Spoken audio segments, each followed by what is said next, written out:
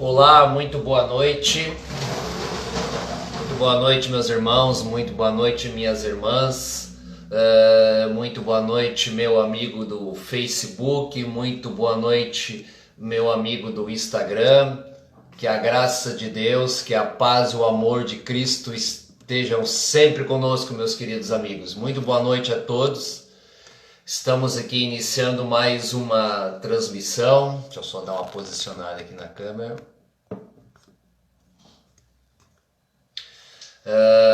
Estamos aqui iniciando mais uma transmissão nessa noite de quarta-feira.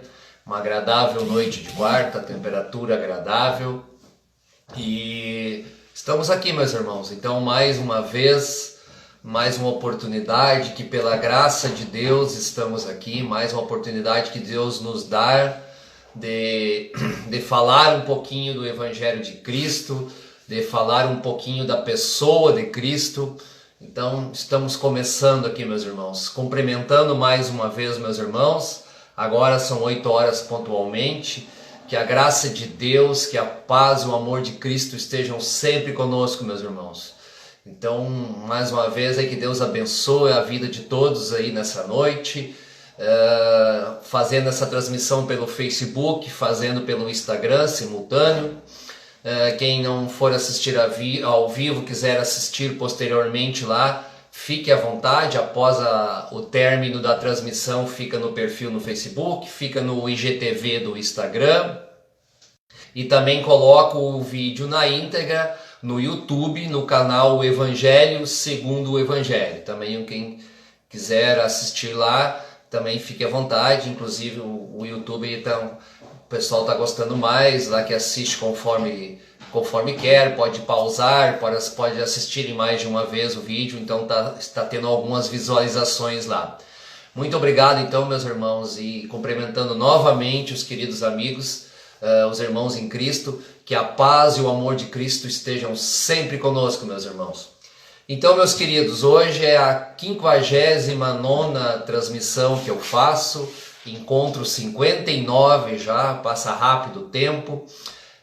Mais uma oportunidade que Deus aqui nos dá, nos concede de falar um pouquinho do Evangelho de Cristo. E eu sempre ratifico, sempre em todo o início de minha transmissão, e pretendo sempre fazer. Essa aqui não é um vídeo de pregação. Eu não sou um pregador, eu talvez nem tenha capacidade para tal. Eu sou apenas alguém que recebeu a graça do Evangelho de Cristo e que tem vontade de falar a tantos quantos forem possível dessa graça recebida. Eu tenho vontade de comunicar o Evangelho de Cristo, a boa nova, a boa notícia. Então, estamos aqui para falar do Evangelho de Cristo. Se durante a transmissão algum irmão quiser colocar alguma mensagem concordando, discordando ou qualquer comentário aí, eu sempre leio os comentários também, fique à vontade. Se algum irmão quiser, algum amigo aí quiser compartilhar o vídeo também nas suas redes sociais com outros amigos, esteja à vontade também. Muito obrigado. Irmãos, hoje o tema proposto é quase como fosse um devocional, na verdade, né? Mateus 23, uma mensagem para os dias atuais. Então é uma passagem bem conhecida do Evangelho de Mateus, capítulo 23, no qual eu vou ler todo o capítulo aqui, são 30 e poucos versículos, e aí vou fazer comentários. E o próprio Senhor Jesus, é uma narrativa do próprio Senhor Jesus, que se passou há mais de 2000 anos, no entanto, ele tem uma atualidade incrível, assim, como se adequa, como se encaixa na realidade do meio religioso hoje, o que o Senhor Jesus nos falou há mais de 2000 anos. Isso sim me chamou muito a atenção ao fazer a leitura do capítulo. Então, é incrivelmente como aquele discurso do Senhor servia para aquela época e serve para os dias atuais, para os dias que eu e você estamos vivendo. Então isso me chamou muito a atenção. Significa que em 2000 anos não mudou muita coisa, infelizmente, meus irmãos. Queridos, quem conhece um mínimo dos evangelhos sabe que o Senhor Jesus sempre teve uma temperança, uma calma com todos, nos momentos que era humilhado, nos momentos que era desacreditado, nos momentos que era confrontado. Jesus Cristo sempre foi sereno nas tuas respostas, foi manso, foi humilde.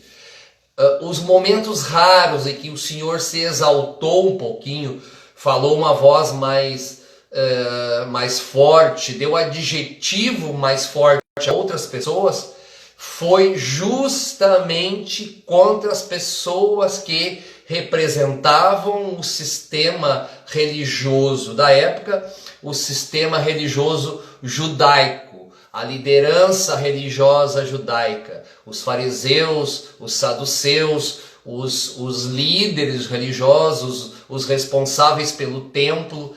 Então, foi o único momento para essas pessoas em que o Senhor foi mais ríspido, em que o Senhor usou adjetivos mais pesados, em que o Senhor os culpou por muitas coisas. Então basta acompanhar os evangelhos que nós notaremos isso. E é justamente por isso que essa mensagem se enquadra hoje para a nossa realidade. Então o Senhor já sabia do que acontecia dentro do sistema, nos meandros do sistema religioso, e ele justamente por isso que ele usou essa dureza ao falar destes. Mas vamos ao capítulo, meus irmãos. Versículo 1 de Mateus 23. Então falou Jesus à multidão e aos seus discípulos. Então falou Jesus, o próprio Senhor Jesus falou, não foi de terceiros, não foi nenhum discípulo, nenhum apóstolo. O próprio Senhor Jesus discursou assim, meus irmãos. Então falou Jesus à multidão e aos discípulos.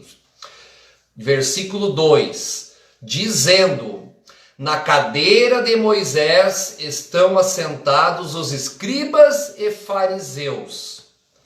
Aqui, cadeira de Moisés, para quem não sabe, Moisés, antes do sistema dos juízes, praticamente Moisés julgava todo o povo de Israel.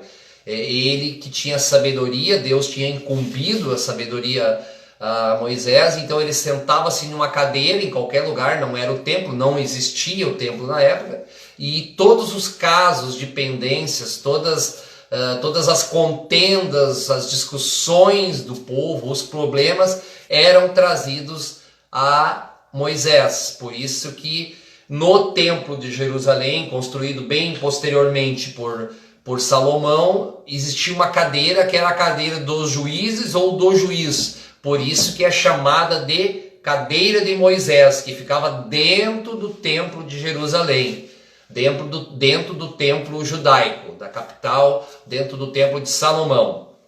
Então por isso que esse versículo Jesus está dizendo, na cadeira de Moisés, onde sentava atualmente na época de Jesus, os líderes, os juízes religiosos do sistema judaico religioso.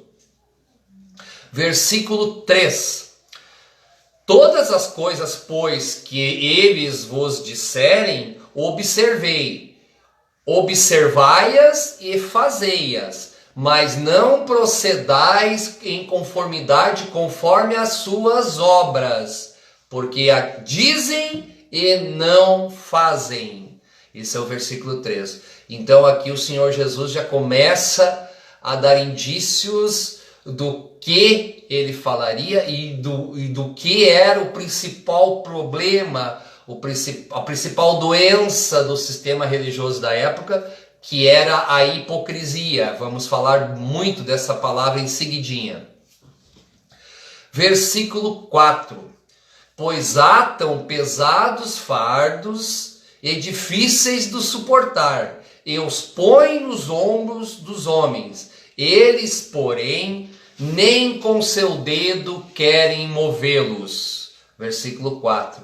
E aqui, conforme eu falei, começa a hipocrisia.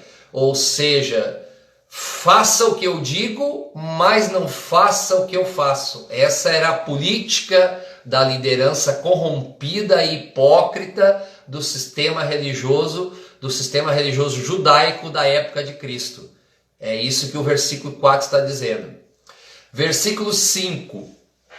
E fazem todas as obras a fim de serem vistos pelos homens, pois trazem largos filactérios e alargam as franjas de suas vestes.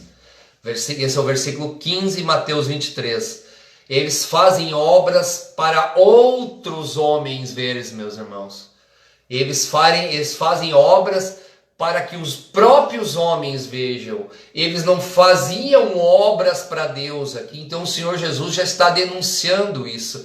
Eles gostavam de se engrandecer diante de outros homens. Eles gostavam de ser bajulados. Eles gostavam de ter uma posição social destacada, de ter uma posição perante o povo judaico. Isso o Senhor já está denunciando. Versículo 6. E amam os primeiros lugares nas ceias e as primeiras cadeiras nas sinagogas. Versículo 6. Então, irmão, aqui uma pequena reflexão. Eu já falei muitas vezes aqui, eu fui do sistema pentecostal, me batizei lá, fui membro, saí com a graça de Deus aí. As grandes, principalmente os maiores templos pentecostais, principalmente, até em outros, mas pentecostais mais, existe as cadeiras do templo, existe o púlpito onde o pregador ou pregadores ou o pastor fala, atrás do púlpito, e atrás das cadeiras, desse púlpito, existe um monte de cadeiras, bastante quantidade, se o templo é grande, onde sentam-se os, vamos dizer assim, mais eleitos do que os eleitos. Então aqueles lá botam ternos bonitos, sapatos brilhosos, sentam-se lá atrás e são os diferentes. Aqueles lá são os diferentes, não são comuns. Então, por que eu estou fazendo essa analogia? Vamos ler de novo o capítulo. E amam os primeiros lugares nas ceias e as primeiras cadeiras nas sinagogas. E amam os primeiros lugares nas ceias e as primeiras cadeiras nas sinagogas. Versículo 6. E não é, então nós não conseguimos identificar esse cenário com um cenário atual desse sistema que eu descrevi agora. É claro que existe uma analogia.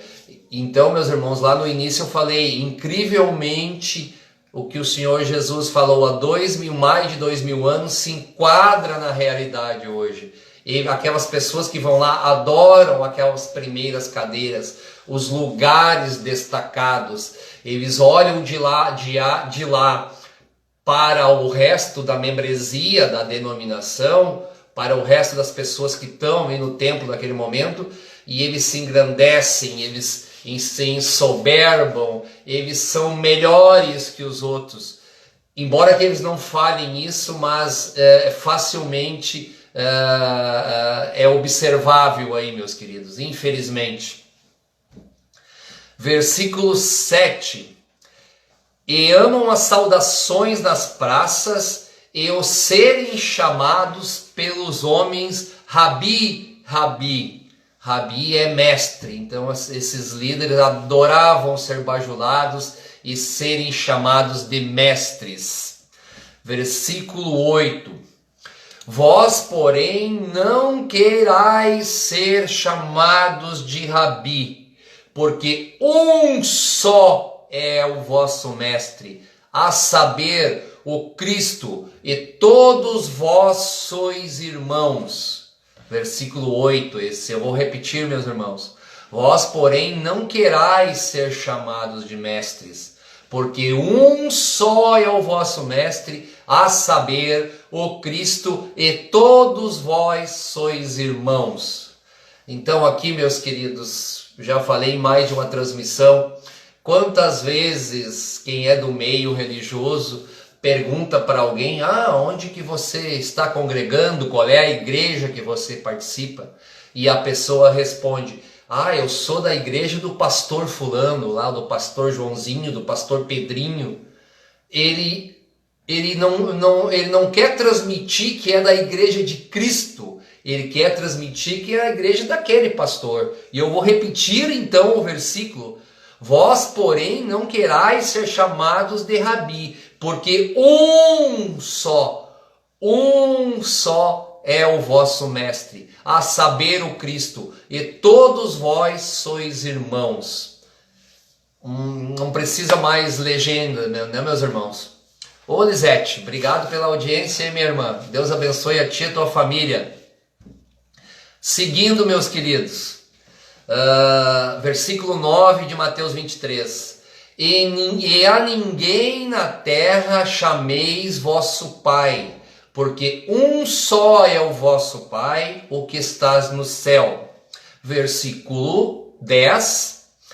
Nem vos chameis de mestres, porque um só é o vosso mestre, que é o Cristo. Aqui, meus irmãos, quanta lição! Existe só um mestre, existe só um pastor, o bom pastor, existe só um rabi, existe só um salvador, ele é único, os outros todos, nós todos os outros somos irmãos, e esse mestre é o Cristo ressuscitado. Não existe hierarquia diante dos homens, não existe presidente, vice-presidente de igreja, não existe obreiro, não existe diácono, somos todos iguais. Acima de nós está o Cristo. Então o Cristo é a cabeça do corpo e nós todos somos membros com igual importância, desde o pequenino até o maior. Isso o Senhor deixa claro em várias vezes, meus irmãos. E nesse versículo 10 aqui, ele também nos deixa claro isso. Luiz Cláudio, hein? Obrigado pela audiência também, meu irmão. Muito obrigado, boa noite. Deus abençoe a ti e a tua família. Continuando, versículo 11. O maior dentre vós seja o vosso servo. Isso aqui também é importante, meus irmãos. Cristo era Deus. Deus. Ele criou tudo o que existe, todas as coisas, ele criou o universo e ele se fez homem como servo para servir, para ensinar ao homem o quão importante é servir. O Deus Todo-Poderoso desceu da sua majestade, veio ao mundo em forma humana, em forma humilde e se fez servo. Quantas lições podemos tirar daqui, meus irmãos? Quantos aprendizados? Quantos aprendizados para perdermos a soberba, a arrogância, meus queridos. Versículo 12. E o que a si mesmo se exaltar será humilhado, e ao que si mesmo se humilhar será exaltado. Versículo 13. Aqui começa a crítica propriamente dita do Senhor Jesus ao sistema, aos fariseus. Versículo 14. Mas ai de vós, escribas e fariseus hipócritas, porque fechai aos homens o reino dos céus, e nem vós entrais, e nem deixais entrar aos que estão entrando. Versículo 13 esse, meus irmãos. Aqui então o Senhor começa a elencar a palavra hipócrita, a hipocrisia do sistema. Então aqueles líderes naquela época, eles deveriam facilitar a entrada das pessoas ao reino dos céus. Eles deveriam ser um caminho, uma ponte, pois naquela época os judeus eles não tinham acesso direto a Deus como é hoje, como a igreja tem. Era através do templo, era através do dos santos, que era um lugar dentro do templo, dos santos, era através dos fariseus, através do sistema que tinha, das autoridades religiosas. Então eles traziam, faziam sacrifícios pelos pecados, e existia todo um clero, todo um sistema. Então o homem comum não tinha acesso a Deus. Então esse acesso, esse caminho, essa facilidade deveria ser feita pelos fariseus. No entanto, eles faziam um caminho contrário, eles impediam, pela sua hipocrisia, eles impediam as pessoas de irem a Deus, eles impediam as pessoas de participarem do reino de Deus. E o versículo 14, justamente, ele fala isso, meus irmãos. Versículo 13, aliás, 14 leremos agora. Ai de vós, escribas e fariseus hipócritas, de novo a palavra hipócritas, porque devorais as casas das viúvas sob o pretexto de prolongadas orações. Por isso sofrereis mais rigoroso juízo. Aqui falaremos um pouquinho mais desse versículo em seguida, meus irmãos. Mas tem muito a ver, e o devorais aqui, eles iam cobrar os dízimos, eles exploravam o povo nas casas das viúvas, meus irmãos. Versículo 15. Ai de vós, escribas e fariseus, hipócritas. De novo a palavra hipócritas. Porque percorreis o mar e a terra para fazer um prosélito, e depois de o ter desfeito, o fazei filho do inferno 2 vezes mais do que vós. Então aqui, meus irmãos, prosélito para quem não sabe, porventura, é a pessoa que está iniciando numa caminhada de fé, aquela pessoa que está dando o primeiro, segundo, terceiro passo no caminho de uma conversão a uma crença, no caso aí, a crença judaica. Então o versículo fala justamente isso. Os fariseus iam atrás dessas pessoas, mas não com o interesse de trazê-las para Deus, de trazê-las para o reino de Deus. Era um interesse de trazer mais um membro, de ter alguém mais contribuindo, alguém mais bajulando o próprio poder desse sistema, meus irmãos. Versículo 16. Ai de vós, condutores cegos, porque dizeis, qualquer que jurar pelo templo, isso é nada. Mas o que jurar pelo ouro do templo, isso é o devorador.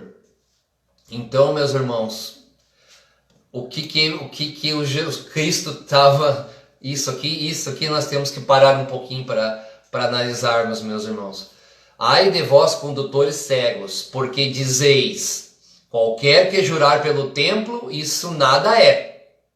Mas o que jurar pelo ouro do templo, este é devedor. O que o Senhor Jesus Cristo está denunciando aqui no versículo 16? O dinheiro, o ouro, era mais importante que o templo. Então, na verdade, naquela época, como o Cristo ainda não era conhecido, o templo é que abençoava a oferta do judeu, meus irmãos. Era o templo é o lugar sagrado. A oferta que o judeu trazia, seja ouro, ou seja um animal, ou seja o dízimo, que era alimento, não era o santo era o templo que santificava a oferta. Então aqui o Senhor está dizendo, eles davam mais importância ao ouro do que ao templo que santificava o ouro. Isso nós podemos ver hoje, mais de 2000 anos nós estamos vendo isso, meus irmãos. Mas aonde? Podem me perguntar aonde. Eu vos digo, ligue a TV nos canais conhecidos aí, de pregadores, de pastores neopentecostais conhecidos, você vai ver isso, meus irmãos. Lá, para eles, o Cristo, que é o nosso templo hoje, Hoje, então, nós temos que ter essa importância. O único templo é Cristo. Os outros templos que tem aí são meras construções de tijolos, de concreto, feitos pelo homem. O único templo, o templo vivo, é Cristo. Então, nessa analogia, essas transmissões de TV, esses programas neopentecostais, eles dão toda a importância ao dinheiro. Cristo é capaz de ter um programa todo dessas denominações de 1 hora que eles nem falem sobre Cristo, que eles nem falem na pessoa de Cristo. O importante ali é o dinheiro, é o ouro aqui representa o dinheiro, é o bem material. As pessoas são chamadas lá para terem riquezas materiais e bênçãos materiais. O Cristo talvez eles nem falem. Então, o que é que o Senhor Jesus já denunciava naquela época dos fariseus, era que o ouro era mais importante que o templo que abençoa o ouro, meus irmãos. E aqui, isso é uma mensagem muito importante, é uma mensagem muito espiritual, meus irmãos. Então, liguem a TV e vocês vão ver um exemplo claro de como, passado 2000 anos, isso acontece a toda hora, meus irmãos. Versículo 17. Insensatos e cegos, pois qual é o maior, o ouro ou o templo que abençoa o ouro, ou que santifica o ouro, melhor dizendo? Versículo 17. Então o Senhor está dizendo, o que é maior? É a oferta ou o templo que santifica a oferta, meus irmãos? O que é maior? O templo, como eu falei antes, só para esclarecer, hoje o nosso único, repito, o nosso único templo é o templo vivo, chamado Jesus Cristo, chamado o Messias, chamado o Cordeiro de Deus. É o único templo na qual nós, Igreja de Cristo, devemos congregar, meus irmãos. Versículo 18. Então esses 3 versículos, assim, são muito importantes, meus irmãos. Vou repetir o 17. Insensatos e cegos, pois qual é maior, o ouro ou o templo que santifica o ouro? Versículo 18. E aquele que jurar pelo altar, isso nada é, mas aquele que jurar pela oferta do que está sobre o altar, esse é devedor. E o 19, por fim, insensatos e cegos, pois qual é o maior, a oferta ou o altar que santifica a oferta, meus irmãos? O altar vivo que é Cristo, meus queridos, é o único altar que nós devemos nos prostrar. É o altar vivo que é Cristo, meus queridos. Então a oferta é um detalhe, mas quem santifica a oferta é o altar vivo, é o templo vivo chamado Jesus Cristo, meus irmãos. Então, trazendo uma analogia para agora, para um fácil entendimento, eu faço uma pergunta para você, meu irmão, minha irmã. Ao ajudarmos um irmão necessitado, o que é maior? É a própria ajuda, é a oferta que damos a ele? Ou é Cristo que nos chamou para dar essa oferta, para praticar essa boa obra? O que é mais importante, meus queridos? A oferta, o alimento que você ajudou um irmão, um dinheiro talvez, uma roupa, o pagamento de uma conta, de uma água, de uma luz, o pagamento de uma conta de hospital, qualquer ajuda que você deu ao seu irmão. O que é mais importante? É essa ajuda ou quem te chamou a fazer isso? Que é o Cristo, que é o templo. E aqui volto a dizer, meus irmãos, é o altar que santifica as obras. Então a minha obra, a sua obra é consequência de Cristo em nossa vida. Nunca o contrário, meu irmão. Nunca, nunca. Nós não vamos ser salvos pelas nossas obras. Isso é claríssimo em toda a Bíblia. Não vamos. Nós vamos ser salvos por pertencermos e acreditarmos em Cristo. É isso que vai nos salvar, que vai nos dar salvação eterna da nossa alma. A obra é consequência consequência de um coração quebrantado em Cristo. A obra é consequência, mas o mais importante que a obra é o Cristo mesmo, meus irmãos. Então, só Ele, a sua obra consumada, nos dará salvação, nos dará vida eterna. Então, repetindo o que fala aqui, o altar é que santifica a obra por si própria não se santifica. E o altar vivo ou o templo vivo é o Senhor Jesus. O único templo que tem vida e que dá vida é o Senhor Jesus, meus irmãos. Quero até fazer um pequeno relato. Quando eu estava lendo esse texto e marcando, destacando algumas passagens, eu li esse versículo 17, 18 e o 19, e eu confesso aos irmãos, tá, porque uma experiência espiritual é muito pessoal de cada uma, mas confesso que eu não contive o choro, pois eu tive um entendimento. O Espírito Santo se achegou a mim, me deu entendimento disso, do que essa passagem quer dizer. E eu fiquei muito emocionado, assim, foi uma alegria muito grande, meus irmãos. No dia de ontem eu estava preparando a live de hoje e ao ler esses 3 versículos eu tive uma experiência espiritual muito, muito interessante, muito gratificante, muito próxima de Deus, meus irmãos. Continuando, versículo 20: portanto, o que jurar pelo altar, jura por ele e por tudo que sobre ele está. 21.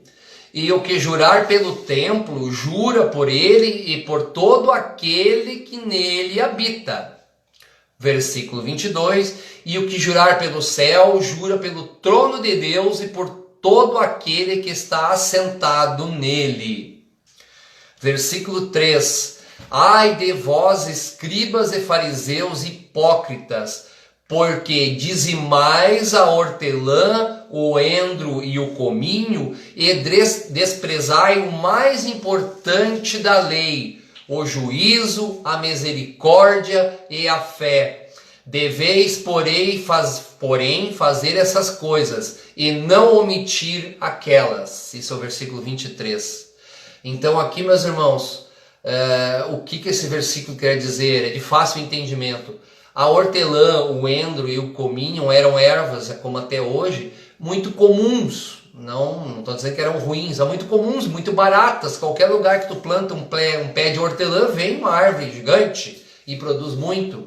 Então o Senhor está dizendo que a hipocrisia dos fariseus, da liderança judaica religiosa da época, dava dízimo, ou dizia que dava dízimo até dessas pequenas ervas que eram baratas, mas não adianta eles darem o dízimo se o importante da lei eles não cumpriam, que era a misericórdia, o bom juízo e a fé.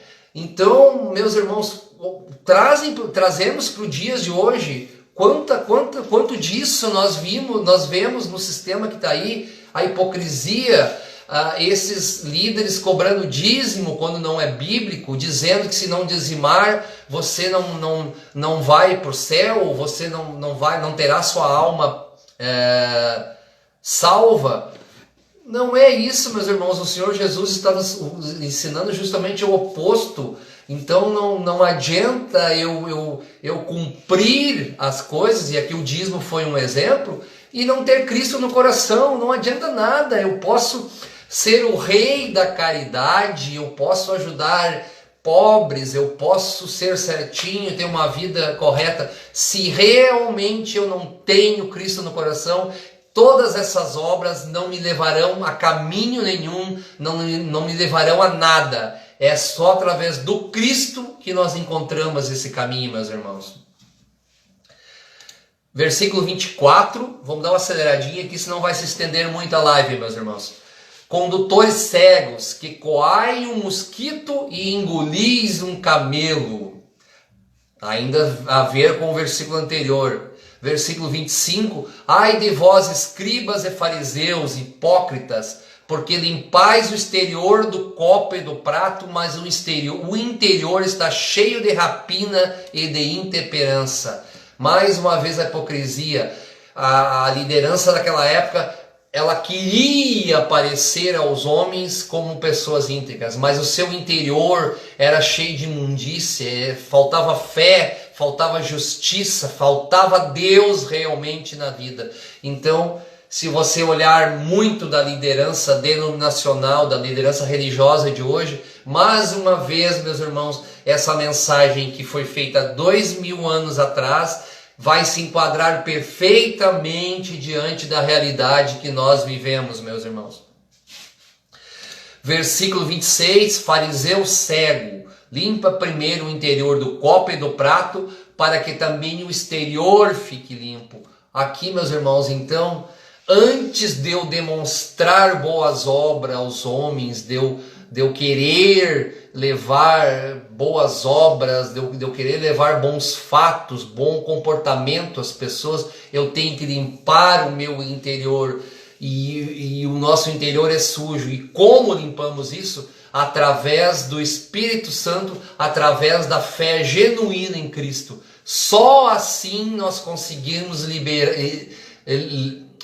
limpar o nosso interior. Só assim, não há outra maneira. Aí sim o nosso exterior começará a brilhar e seremos testemunhas de Cristo na terra. Só assim, meus queridos. Versículo 27. Ai de vós, escribas e fariseus hipócritas, porque sois semelhantes aos sepulcros caiados, que por fora realmente parecem formosos, mas interiormente estão cheios de ossos mortos e de toda a imundícia. Versículo 28, ai de vós, ai também vós exteriormente pareceis justos ao homem, mas interiormente estáis cheios de hipocrisia e iniquidade. Ah, Deus, meu Deus do céu, como isso se enquadra hoje no que a gente vê aí, meus irmãos. Infelizmente, 2000 anos depois, e ainda essa realidade nos assola, meus queridos. Versículo 29. Ai de vós, escribas e fariseus hipócritas, porque edificais o sepulcro dos profetas e adornais o monumento aos justos. Versículo 20. 30, aliás, e dizeis, se existíssemos no tempo dos nossos pais, nunca nos associaríamos com aqueles para derramar o sangue dos profetas. Versículo 31, ai, assim vós mesmos testificais que sois filhos do que mataram os profetas. Versículo 32, enchei vós, pois, a medida de vossos pais. Versículo 33, serpente, raça de víboras, como escapareis da condenação do inferno?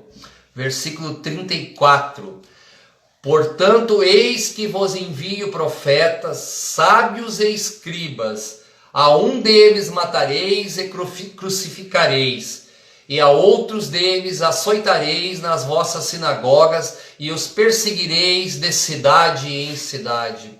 Então, meus irmãos, a liderança religiosa da época foi quem condenou o Cristo à cruz. Foi quem matou o Cristo, foi quem não quis o Salvador do mundo. E hoje, meus irmãos, se Cristo viesse de novo, se fosse na época, e ele entrasse nos templos humanos hoje, no sistema, olha, tem grandes chances que esse sistema, essas pessoas o rejeitariam de novo e o condenariam à morte de novo. O próprio sistema de hoje, fazendo analogia com aquele que crucificou o Cristo, repetiria porque esse sistema não suportaria ou não suporta o Evangelho de Cristo, o Evangelho puro, o Evangelho da verdade, meus irmãos. Versículo 35, já estamos quase terminando. Para que sobre vós também caia o sangue justo que foi derramado sobre a terra, desde o sangue de Abel, o justo, até o sangue de Zacarias, filho de Baraquias, que mataste entre o santuário e o altar. Em verdade vos digo que todas essas coisas hão de vir sobre essa geração. Versículo 37, quase terminando.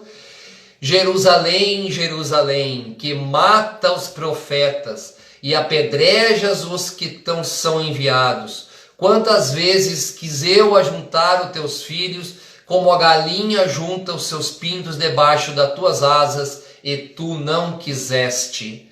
Aqui um desabafo do Senhor por Jerusalém, a cidade santa, a cidade que deveria ser moradia de Deus. E a cidade santa e a cidade de Jerusalém matou muitos profetas, recusou, castigou muitos profetas ao longo de toda a história do povo judeu, meus irmãos. E Jerusalém também rejeitou o Cristo, rejeitou o Salvador do mundo. Então Jerusalém, o Senhor Jesus faz um desabafo contra Jerusalém. Finalizando então aqui, meus queridos, penúltimo versículo. Eis que a vossa casa fica-vos-á deserta. Versículo 38.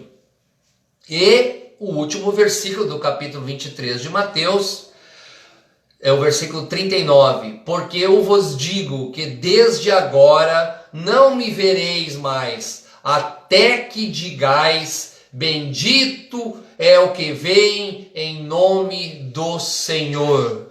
Aqui então o Senhor Jesus encerra esse capítulo com um versículo profético. Então Jerusalém iria rejeitar o Senhor Jesus dias depois e só voltaria a vê-lo novamente quando o Senhor vier em poder para julgar o mundo com vara de ferro. Na volta de Cristo, Jerusalém vai acordar, existirá um remanescente judeu que se converterá a Cristo durante a grande tribulação. Então esse remanescente, parte dele estará em Israel. Então o Senhor já deixou bem claro: porque vos digo que desde agora não me verei mais, até que digais, bendito é o que vem em nome do Senhor. Então todo esse tempo Jerusalém não viria mais o Cristo, só voltaria a ver na grande tribulação, da qual nós, Igreja de Cristo, já não estaremos no mundo, já seremos tirados aqui, já estaremos fora do mundo, nós, Igreja de Cristo. Esse julgamento, essa passagem para judeus. A Igreja de Cristo, como eu fiz aí há 2 lives atrás, expliquei bem a ordem. Nós já não estaremos aqui, nós seremos os santos que estaremos com Cristo nos céus para julgar a humanidade. Então, meus queridos, aqui é o último versículo. Então, estou aqui encerrando a minha transmissão. Muito obrigado a todos. Quem for assistir nos meus perfis, aí se quiser compartilhar, fique à vontade. Lembrando, vai ficar aí no IGTV do Instagram, vai ficar no meu perfil do Facebook. Daqui a pouquinho estará no YouTube também, um vídeo na íntegra. Agradeço muito, desejo uma noite muito abençoada a todos e que a graça de Deus, que a paz, o amor de Cristo estejam sempre conosco. Obrigado e boa noite.